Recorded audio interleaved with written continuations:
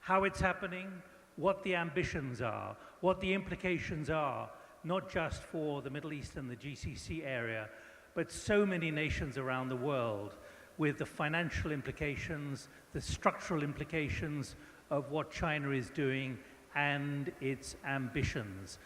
I'm going to do exactly what I did before. If you'd like to ask questions, don't sit on your hands, because in this first half, if you want to ask anything of the Chinese-centered, focused group of panelists, then I need to hear from you in the first 10 or 12 minutes, or right at the beginning. So please get a microphone to you and make sure I know you've got the microphone. And it'll be the same for the second half of the panel as well. So what we want to do is make sure that you have a clarity of understanding of where things are going, what is possible, and how quickly it is all going to happen. So I'm going to sit down here because what I'd like to do is ask each of the panelists to explain what they do and introduce themselves. So we have four, and first of all, Ben, you're going to talk first, but I'll just explain in 30 seconds what you do. I'm CEO of Silk Road Associates. I've worked in Asia and the Middle East for the last 20 years. Started out actually in Beirut, Biaki al-Arabi, but then since moved to Hong Kong, where we consult for multinationals who are looking to develop infrastructure, industrial or real estate projects in Asia, Middle East, Africa. Winston Ma. Thank you. Yeah, Winston Ma, President and CIO of CSIC, China Silk Road Investment.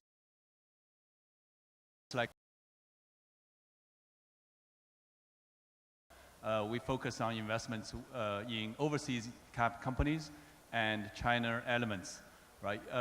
Which certainly consistent with the concept of Belt Road Initiative, and certainly rhymes with the theme of today's Gateway Investor Forum.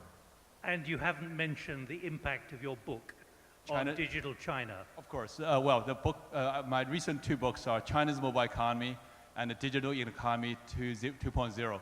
And relating to the digital aspect of the Silk Road in the cyberspace, today's discussion is super relevant and interesting.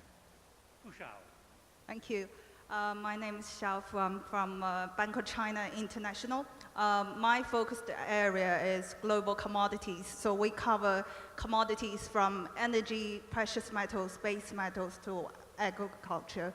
So today I would like to share some of our views on how Belt and Road can reshape the commodities market. Thank you. Song Dongcheng.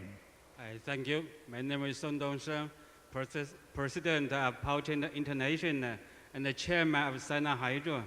We have been working in more than 100 countries. Only in GCC countries, we have ongoing projects, $15 billion US. So we do power, all kind of power, water, all kind of water projects, and the transport, all kind of transport projects. Thank you. Thank you very much. Thank you very much. Does anyone have a question yet, or something you want to put on the agenda? I'm looking hard, making sure, and if you see anyone with a hand up, please tell me. Ben, you're seeing it from Hong Kong at the moment. You're Australian, but you're seeing it from Hong Kong. What is happening with Belt and Road, not just in the PRC, not just in the immediate environ of China, but also well beyond it, and the ambitions?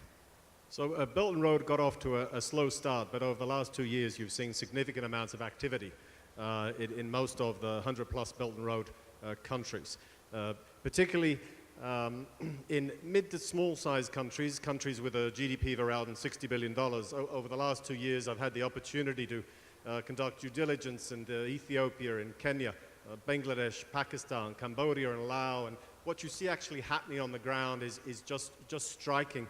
Song and I were talking earlier how China is doing some fabulous work in multiple countries around the region. We also track over 1,000 China-linked projects in the Belt and Road region. And we look at the split of these projects by country and by sector. It's quite striking that 30% of projects are in the transport sector, road, rail, bridge. 25% are in the power sector, particularly thermal power, but increasingly solar energy. And another 15% are in manufacturing. But that's just the first stage. Chinese companies are building out infrastructure, but increasingly they're now moving into logistics, into manufacturing, into real estate. And that's the second stage of Belt and Road, and it's a stage that will have enormous benefit for the GCC in particular. Is your view that it's well coordinated and strategic in its thinking and the way it's playing out? So there are two elements to it. Certainly, it's very well coordinated with respect to the larger strategic projects, such as the big rail projects, the big port projects. But equally important, there's a very vibrant private sector. Chinese private companies that have been investing in the region, including the GCC, not just for the last 10 years, but 20 years and 30 years, and they're also tapping into this opportunity. So there's two elements here, the government-directed, but also the free market-driven. And quickly at this stage, are you seeing any resistance, any national resistance, any nationalistic resistance? Is there any kind of sense of we don't want this to take over our country among some of the countries being targeted? So China has been very successful again in small and mid-sized economies, but it's struggled in other economies such as India. Chinese construction companies have struggled to win the bigger projects in India, but at the same time, Chinese technology companies have done very well. So Alibaba, Tencent are making acquisitions quite freely in India. So it really depends on the sector you're talking about. I'd also add that Korean and Japanese companies are more aggressively bidding for tenders than they were in the past because they recognize that if they don't, they could well lose out on contracts. Song Dongsheng, you are an enormous corporation. You have global ambitions, but you also are investing significantly. How are you seeing the Belt and Road policy as a policy for furthering your commercial ambitions?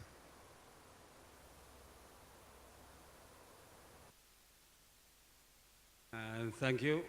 First of all, I would like to say something about my understanding about the Belt Road Initiative.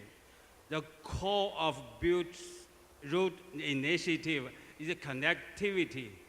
Connectivity is global, worldwide connectivity between Saudi and UAE, UAE between Saudi and Bahrain, and also between Dammam and Riyadh.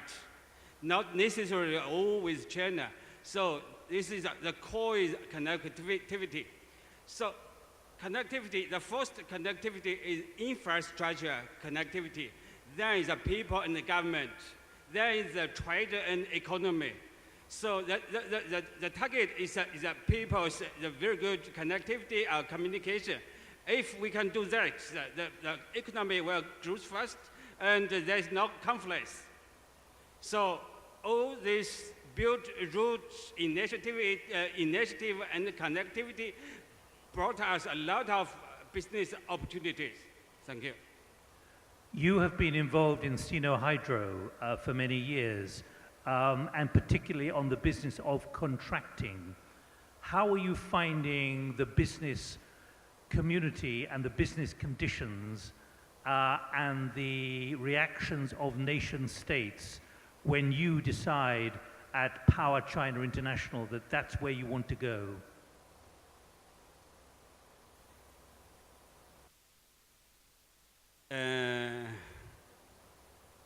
Our working environmental is very important for us.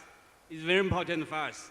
So, but because we are localizing our company in different countries, so now Power China, Sino Hydro, we are working in more than 100 countries. So particularly developing countries, we love to work in developing countries. So we believe all working in developing countries can bring more contribution to these countries, to these people. Thank you. Okay, let's move on. Now, does anyone want to come in with any questions at this stage? Don't come to me afterwards and say I couldn't ask any questions. Please put up your hand or get a microphone. Fushao, what's your view of where it's moving? You're seeing it from London at the moment, but how extraordinarily ambitious is it, and are the ambitions being realized at the moment? How ambitious is Belt and Road, and are the ambitions being realized? I think over the past couple of years, the Belt and Road has transformed from being just an initiative or a plan, transformed into a reality. So we have seen materialized investment in many parts of the world. For example, the port investment in Sri Lanka, in Pakistan's Gwadar port. So that will obviously have profound impact on commodities trade flows, will have an impact on the GCC's oil export, for example. We have seen the pipelines, oil pipelines built between China and Myanmar, so that will facilitate trade flows west of the Malacca trading area. And we're also seeing highways being built in Southeast Asia, China-Laos Railway, and also China and Europe, the cargo railway connections between China and Europe. So now it's becoming a reality. But at the Bank of China, are you seeing resistance? Look, you mentioned Sri Lanka. That big port in Sri Lanka was held up for a long time. It was stopped because it was seen as an infringement of nationalist interests because of political change in the country. It's not an easy ride everywhere.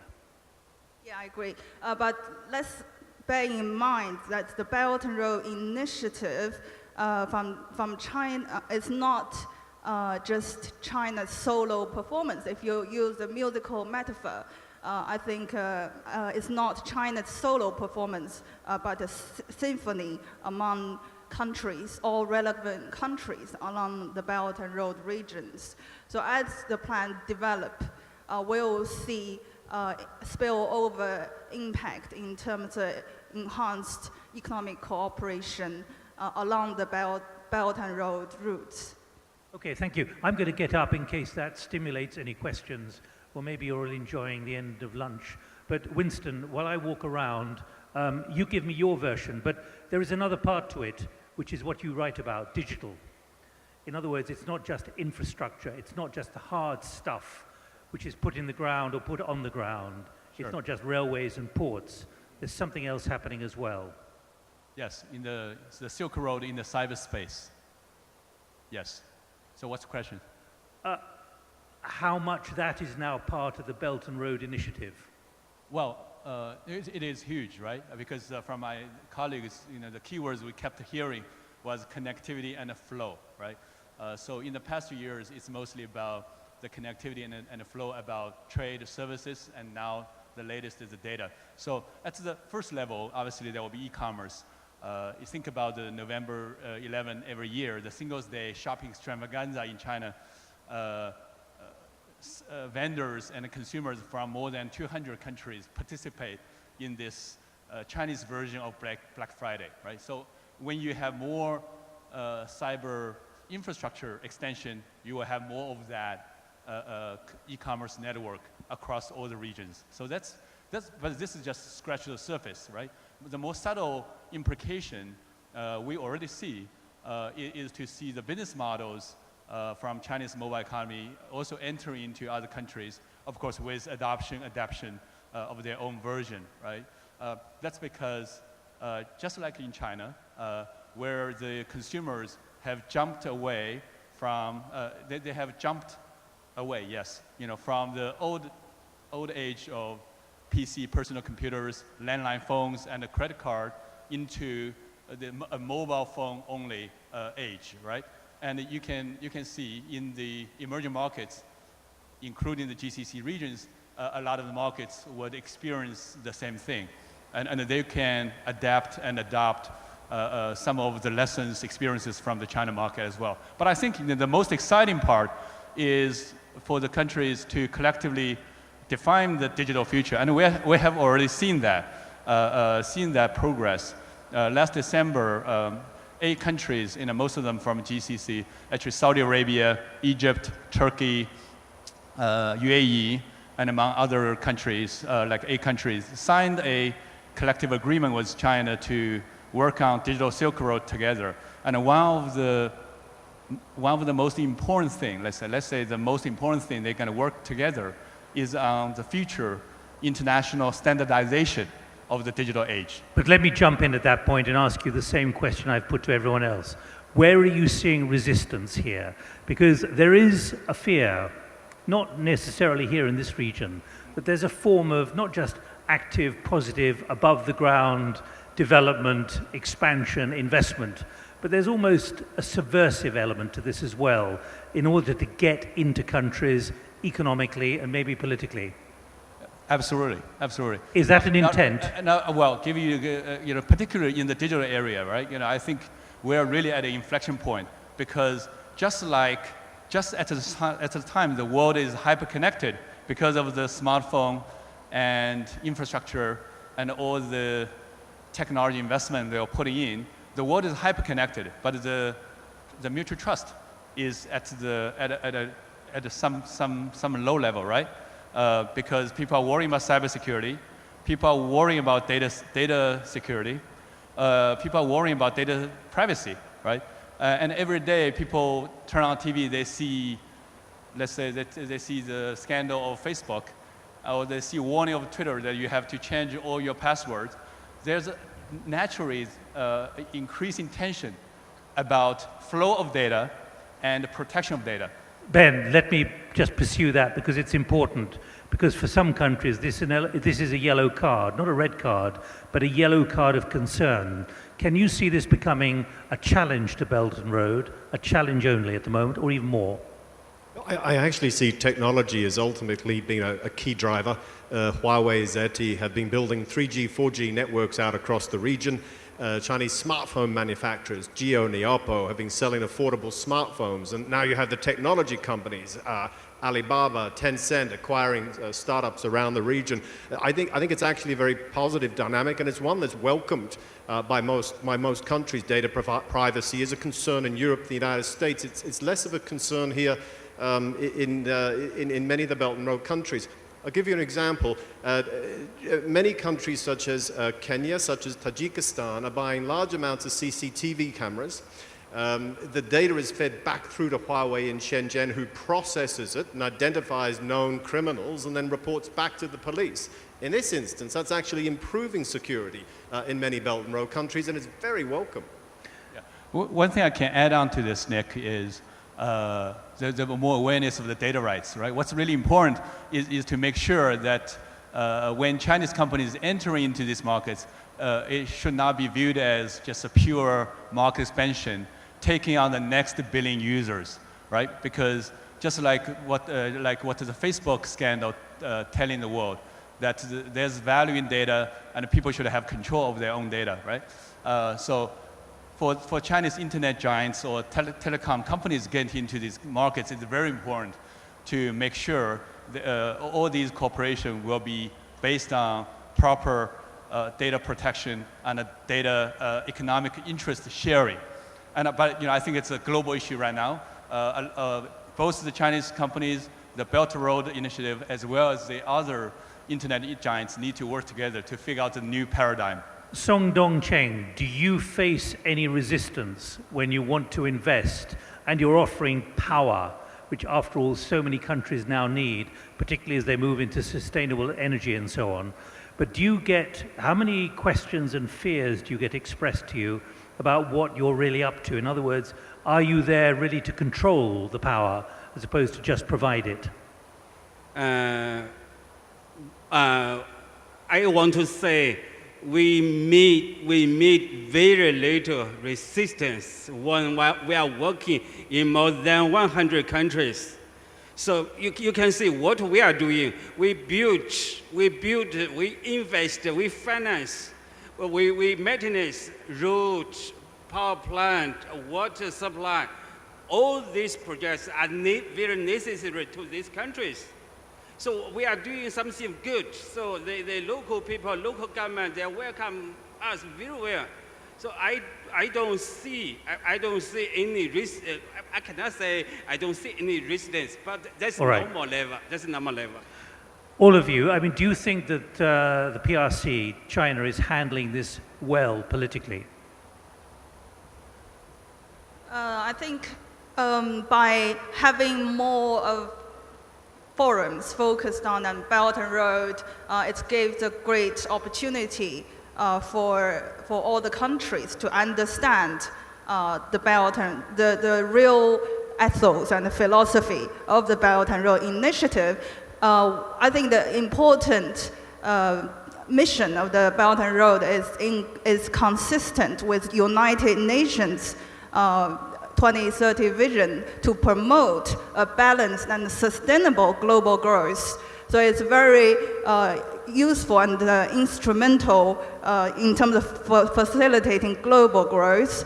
And if you look at the GCC region, it has a fundamental complementary nature between China, because China in 2017 has become the largest oil importer in the world, overtaking the US. And the GCC country, many of the GCC countries, in fact, are looking eastwards to send their oil to India, to China, to other Asian countries. So there is a natural complement element. With more cooperation, building refineries, and in terms of China's NOC investment in this region, I do see more cooperation going forward. Thank you. We have barely 2 minutes. Ben, I'd like to ask the same question to all of you. Where do you think this will be in, say, 2 years, 5 years, 10 years, in terms of impact and really generating new economic opportunities, both for China and also for the host nations? So it will move beyond infrastructure. It will move into logistics, to manufacturing, to real estate, into ICT, into technology. And as a result of that, you'll see more private sector participation. You'll see more JVs set up between Chinese and foreign companies. You'll see multinationals participating more than they are now. And in fact, we're already seeing that. So many of the projects that you've highlighted, such as the Sri Lanka port project, this was a deal done 10 years ago. It's an old deal. The speed at which Chinese companies are now evolving and moving into the next stage of Belt and Road is just striking, but it's not always obvious to those of us unless we're actually active on the ground. So I think we're now entering the most exciting phase of Belt and Road for those of us who are or work for a foreign company or for a foreign government. Your view on where we will be in 2 years, 5 years? It's my experience. The initiative has been providing business opportunities for Chinese, for many other countries. So now it doesn't need another 2, 3, 4 years. Winston, is this going actually faster, the whole Belt and Road project, than anyone can imagine, or not? Well, it truly has bumps. But I think, to your earlier question, is it effective? I think we should give credit to the China government to be very aware of the cultural differences along the belt and the routes. So several days ago at the Milken conference, because I was having a similar discussion, for the first time I saw a video relating to One Belt Road. Actually, it's a promotion video where local kids from some Middle Asia countries were singing in their local language and local dancing about One Belt and Road. So I think there's a lot of awareness and consciousness about the cultural difference, and with that, it will help us to solve the bumps. Thank you very much. At that stage, let's end round one. It makes it sound like a boxing match. It isn't. But round one has come to an end. Thank you all very much indeed. Thank you. And let's do a quick hot switch.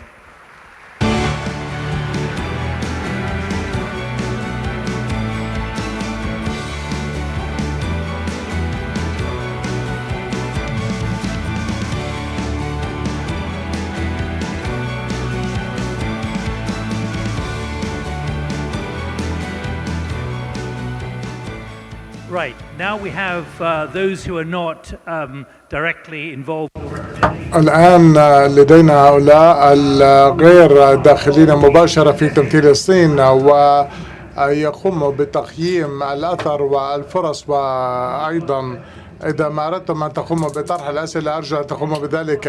أنا أتطلع قدما لذلك، وإذا ما أردتم أن تقوموا أيضا بطرح أي أسئلة لأشخاص كانوا هنا في جلسة النقاش يمكننا أن نقوم بذلك. Kamal Ahmed, Minister of Transport and Telecom in Kingdom of Bahrain. James. Hi, I'm the Chief Strategist Officer for Foxconn Technologies. Foxconn is the company that is responsible for manufacturing all the iPhones out there. We're probably the largest manufacturer in the world, responsible for 20% of all the electronics products out there. بالمئة من المنتجات في العالم وأيضا نحن قادة في We've actually been practicing a lot of the data-driven manufacturing, even before the term Industry 4.0 was coined. Right now, we're looking at incorporating the latest AI technology as well as big data to really rethink how manufacturing is to be done in the future. Yusuf Al-Reza. Wait a minute, microphone's not working. Hello? It's working now. Yusuf Ali-Rida, I'm from Bahrain, grew up here, but left 30 years ago. Worked between New York, London, and Hong Kong in finance and commodities. I was working at Goldman Sachs. Last role was president of Asia, and then I ran a commodity firm. I'm back in the region, and I'm CEO ARP Capital. Tan-Chin Hui. Hi, good afternoon. I'm the regional CEO for Trafigura, which have an active presence in Asia and in the Middle East, and we're involved in the One Belt One Road story. You're based in Singapore. Yes, I'm based in Singapore, and Trafigura is based in Singapore as well. We moved our HQ to Singapore 3 years ago to be closer to Asia. And James, just to underscore, you're Taiwanese, but you do an enormous amount of your operations inside the PRC. I was born in Taiwan, grew up in the US, and I've been doing business in China ever since 1990. What does it mean to you, the Belt and Road Initiative, physically for your products? Belt and Road is actually, to me, a very important infrastructure project. In fact, from Foxconn, we see ourselves as one of those companies that will greatly benefit from all the transportation as well as communications infrastructure. How will you benefit? Okay, if we were to look at how manufacturing is done, such infrastructure will actually enable us to change the way manufacturing as well as logistics is done in the future. For example, today, if you were to buy a large screen TV in the US, we, Foxconn, we actually have to ship LCD panels from Korea to somewhere in China, assemble the TV, and then put it back onto a container ship, sail across the Pacific, landing somewhere in Los Angeles, and so you can see there's so much inefficiency in that. Moving forward, we actually envision a new manufacturing model where a lot of the final assembly is to be done close to the market. Now, this cannot be done without very sophisticated and complete transportation and communications infrastructure. Right, let's see how much is changing on transportation. Minister, what are you seeing already or not in this region? Okay, well, I think both China and GCC stand to benefit from any deeper partnership. And I think, and I believe actually, the One Belt, One Road initiative can act as the driving force to enhance the partnership and accelerate the base of exchange between our region and China. As rightly said, it is actually, once realized, the biggest investment infrastructure project in history. And for us in the region, we think that we can add value to connect the East and the West. Are you seeing the dynamics change? You know, we see a great opportunity for the GCC countries. We have advanced infrastructure already exists. We have the routes and the corridor available, politically stable region, resilient financial sector, and again, there are a lot of areas where both region, China as well as the GCC, can benefit from each other. Hydrocarbon, one area, GCC can supply them with petrochemical, oil and gas to feed China growing demand. If I'm correct, China is dependent on oil and gas for almost 60 to 70% of their energy. And we can secure them a sustainable supply, and we can also subsequently have a sustainable market. Let me check, have you a microphone down there? Could we get the microphone, please? I haven't forgotten both of you, but let's find out what's on your mind about the Belt and Road. Khalid Abuzar, CEO Eurabia. My question is around 3D printing. So there's different views going from being a killer of global trade to not being realistic to mass manufacturing. So I'd be interested in knowing, how do you see 3D printing impacting the OBOR project? And is it only applied to personalized good, or there's also a risk of disrupting really global trade? Thank you. Yusuf Alireza, I mean, putting on all the infrastructure, actually maybe you just print it at the other end. Yeah, listen, obviously 7 years ago, there was a lot of hype around how 3D printing and the impact it's going to have. 7 years ago, I think it was mostly hype. Recently, it's a lot more realistic. Things are happening in manufacturing, and it's having a major impact in terms of the supply chain and the ability to produce things locally. Tin Chun Wei, the issue of 3D printing and whether that's a limiter on what the infrastructure can produce. I think the 3D printing has to put in the proper context of the whole logistics supply chain. If you could do this as an inventory management system for the global companies, or as they go into the One Belt, One Road system, that would be helpful. But by and large, what Yusuf said, it has been at the sideline so far. While a company like us would definitely want to use 3D printing for inventory management. But the question is when and where, and who can be the reliable supplier. And that's always the key for a multinational company like us, and I'm sure it's the same for Foxconn. And James, I should ask you, I mean, you talked about those screens. Could those screens be produced by 3D printing at Foxconn in Tuan? Well, 3D printing obviously is a very impressive technology. However, it's not the answer to everything. If we were to look at if we were to look at the $130 billion worth of product that we produce every year, 3D printing can only solve a very, very small percentage of what we do. So all this infrastructure that's been built, any manufacturing firm, including Foxconn, will still be able to greatly benefit. Right, let's look forward. Is there anything you want to take issue with from what you heard from the 4 previous panelists about where this is going, where the Belt and Road Initiative will go, how it will become embedded into different nation states? Minister. Well, I think the initiative is ambitious and broad in its nature, and maybe the concept is vague for some region or countries. But I think by interacting with each other, we can unlock the potential opportunities. For us in the region, we think China always will look for a new market for their surplus industrial production. They have goods, they are manufacturing goods on a daily basis, they are increasing their production. We in our region, we can be the market for these goods. We have a lot of projects, it's being planned, and it will be also implemented and executed infrastructure projects. So you'll always need the Chinese product and goods. Not only this, Chinese can use actually the region, the GCC region, Bahrain for example, as a remote manufacturing platform.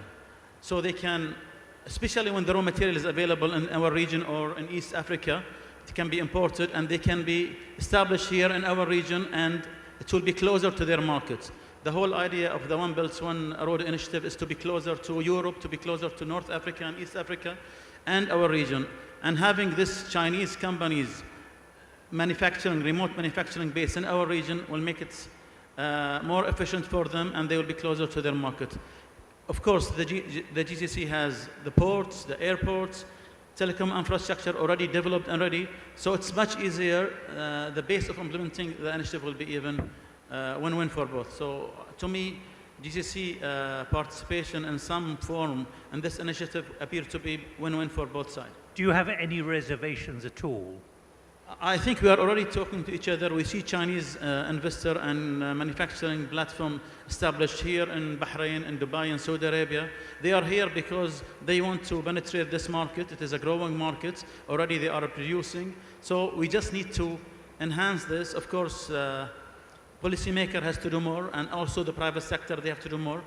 We need to expedite the free trade agreement maybe between China and the GCC. If I can add on to what Minister said, if we take a step backwards, I think GCC, if you compare that with ASEAN, right, the countries of 11, 600 million population, the difference here in the context is that US has effectively left the region, right, whether you like it or not, with Trump as the president. So this gives a further urgency for many of the Asian countries, in particular in ASEAN, right, to find a sponsor, rightly or wrongly. GCC is slightly different, right? I think the Americans will always engage the Middle East, right? There's a lot more urgency in compared with the ASEAN. So the countries slowly or surely reorientate themselves away from the US, but slowly towards China. So that is the dynamics, right, that we have to be aware of. Okay. Anyone want to come in, please? We've got 10 minutes left. Do I see any hands going up? 10 minutes left. Yusuf. I think we should be asking how the region can benefit from China and from GCC.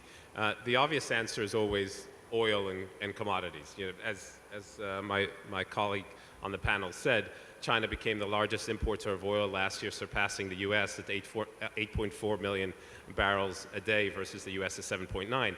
But China has actually been the largest importer of oil and products since 2013. China has also become the second largest importer of LNG last year, and the growth rate is extraordinary. China's imports of LNG grew 50% last year, and so far this year are also growing 50%. So that's the obvious opportunity. But there's a lot of other opportunities. Obviously, infrastructure. There's no country in the world that does infrastructure like China. Naturally, from the region, we look west, but if you look at the infrastructure in the west versus the infrastructure in China, that's where we should be looking for in terms of infrastructure expertise. But in addition to that tech, there clearly is going to be two centers of tech in the world. It's Silicon Valley and it's Shenzhen. And we should be looking as much looking east as we are looking west when it comes to the tech space. Do you think the mindsets have shifted or are shifting? I don't think they've shifted yet, but I think they will shift because there's just a lot more opportunity for us to do business and to interact with Asia, even in the agriculture space. The challenges that China faces in the agriculture space are the same challenges that we face here in terms of food security. Let me pick up that point which I asked to all the previous panelists about whether there's resistance and pushback, whether it be power or things which are of a strategic nature when it comes to investment. What's your assessment as to whether there is pushback, whether there is doubt? After all, in Sri Lanka we did see doubt, particularly after the change of government a couple of years ago. There's no question that there's suspicion amongst many countries whether the One Belt, One Road is purely an economic strategy or a political strategy as well. What's your view? I think it's a bit of both, right? And I don't think they have to conflict with each other. They can complement each other. China's focus, the Chinese government's focus has always been delivering prosperity for their people. They deliver prosperity for their people. They're well positioned in terms of maintaining their position in government. And that's been their focus, and they have delivered. There's no other government that's delivered more for their people in that scale over the last 30 years. No government in the world. Tan Chin Hui, I mean, in Singapore, declaration, I'm a visiting professor there, does have concerns at times about how far China is going to move in on a country of 5.6 million people. I think, yes, the answer is yes, but let me just continue on Yusuf's point. Again, put history and context into perspective. China is the only country that has the most number of neighbors. Yes, 14 neighbors around China.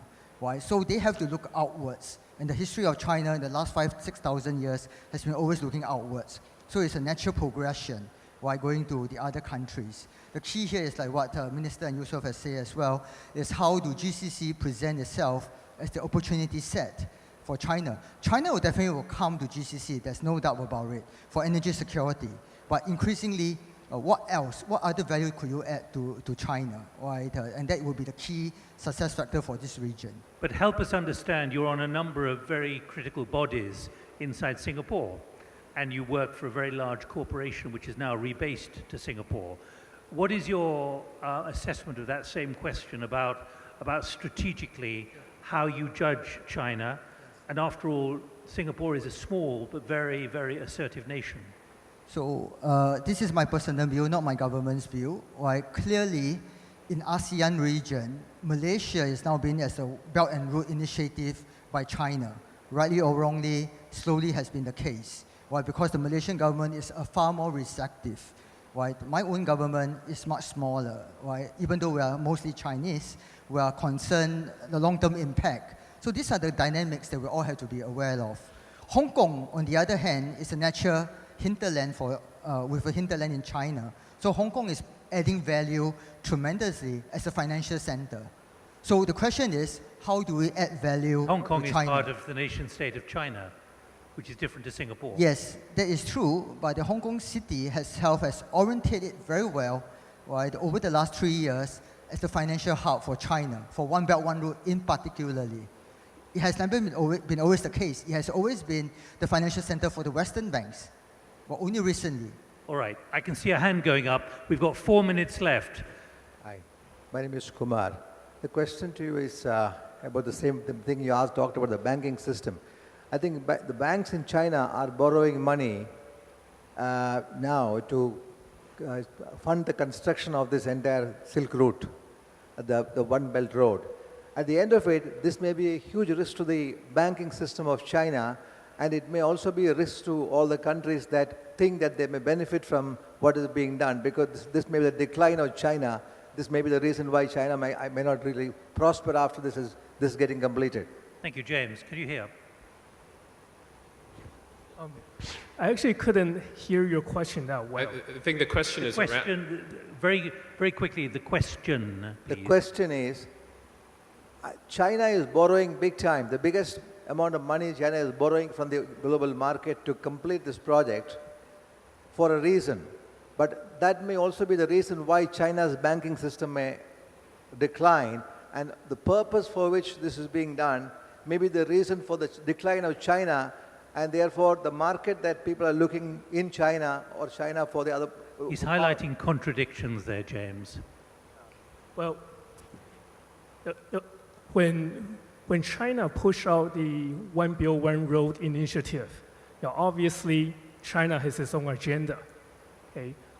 In fact, when the initiative was first announced, I myself was kind of skeptical. So what is China really doing? And this is going to cost a lot of money. Is China really going to benefit? Well, 10 years later, today, looking back, a lot of money has already been put into the system. Okay? And a lot of infrastructures are already being built. So this is really like a train that has already taken off. So right now, either from my personal perspective or from Foxconn's perspective, it's really about how can we leverage this new infrastructure. Because from where I'm sitting, this infrastructure is going to enable much more efficient movement of people, movement of goods, and movement of information. Thanks, James. I think I want to add a few words about this subject. China is a superpower, and they have the right to initiate such global initiatives. Of course, we will all perceive it in different way. Currently, more than 68 countries involved in the official list of this project. All of them want to maximize their benefit. It is a $4 to $8 trillion project. What we can see, it is about connecting China to Europe, to Asia, to Africa. It is connectivity. Connectivity is good for all. Now, for us in the GCC, we think there is a win-win approach. Maybe it is different in other parts of the world, but for us to be connected to China, a big market, producing a lot of commodity that we need, we produce a lot of commodity that we need and we can supply them. What we see is a good project. Of course, China will get benefit. Of course, it is a strategic development project for China. They wanted to have sustainable market access to the global markets. But I think we cannot just say we are worried, we don't want to work with them. You have to work, otherwise you will, I think you will get zero benefit out of it. Finally, Yusuf, both of you, quickly in 15 seconds, where will the Belt and Road be in 2, 3, 5, 8, 10 years? Listen, there clearly are mistakes along the way. There's going to be money lost. You look at some of the investments made in Pakistan and the lending there. You're not going to, there's going to be issues, right? But China is a country that thinks in 5, 10, 15, 20-year periods, and most other countries don't. So yes, is it going to be perfect? No. But is it going to be effective in the end? And are there going to be hundreds of millions, if not billions of people that benefit from it? Definitely. It can't be ignored. Yep. Chen Chinhui. I will just use the last minute to answer the gentleman's question about the banking system in China. Right? The commercial banking system is in a way a policy, because most commercial banks are effectively policy banks. Right? They basically just execute the plans of the Chinese government. Right? The chairman of all the state-owned banks, the chairman of the big private banks are effectively policy banks. Right? So there is no separate credit decisions being made, right, on what is good for this or what is good for that. Right? It's basically very high level. So with that in the context, a lot of us could reorientate our business to get the business loan from China. For example, my company, where we're able to pitch it to the Chinese bank in order to buy our tankers, 32 tankers, right, from Korea, as a One Belt One Road story. So I think, sir, to your question, this is something that you should think about for your company, because there are not many profitable, sustainable One Belt One Road story for the Chinese banks. Right, thank you very much. We've given a very high-speed helicopter view of where the Belt and Road is going. So tighten your belt and get on the road and watch it develop at a speed which probably will be taking your breath away, judging by what we're seeing already. And I think we need to review in a year or two just how fast it's moving. Can I thank all four of you and the four of you down there? Thank you very much indeed. Can I remind you about social media? Do engage on social media. It's happening throughout the conference. Thank you all very much indeed.